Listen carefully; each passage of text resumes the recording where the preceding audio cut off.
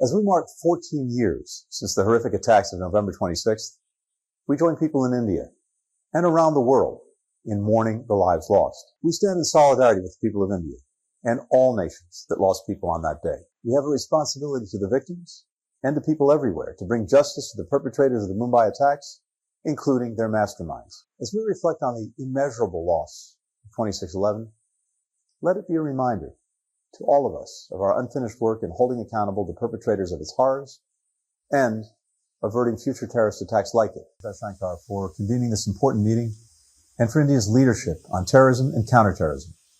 Not only as the chair of the United Nations 1373 Counterterrorism Committee, but also of the 1988 Taliban Sanctions Committee, as well as the robust engagement in the 1267 Committee on ISIL and Al-Qaeda. As we mark 14 years since the horrific attacks of November 26th, we join people in India and around the world in mourning the lives lost.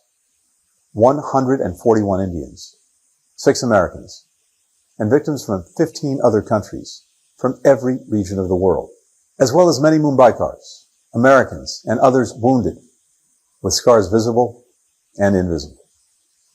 We stand in solidarity with the people of India and all nations that lost people on that day.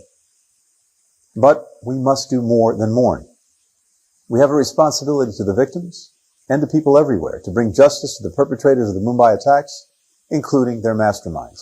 That's what the United States has been working to do, together with India and other partners, for the last 14 years. Because when we allow the architects of these attacks to go unpunished, we send a message to terrorists everywhere that their heinous crimes will be tolerated. Many members of the Security Council, including the United States, have adopted our own sanctions against the terrorists behind these attacks. But our accountability efforts are more effective when we act together, which is why we've worked with India to put forward nominations to designate several terrorists through the UN 1267 Committee. All relevant parties should support these designations. No nation should stand in their way. Beyond ensuring full accountability for 26/11, we also have a responsibility to prevent future attacks like it. That requires addressing new and emerging threats, such as terrorists increasing abuse of technologies and the internet to finance and plan attacks, store assets, and radicalize and recruit members.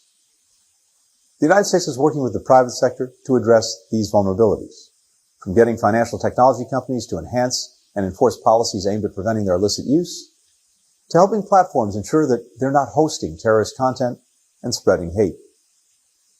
But we can't do it alone, and we're ready to work with all governments, multilateral bodies, and companies in this effort. Minister Jaishankar, fellow council members, as we reflect on the immeasurable loss of 26/11, let it be a reminder to all of us of our unfinished work in holding accountable the perpetrators of its horrors and averting future terrorist attacks like it on any of our people.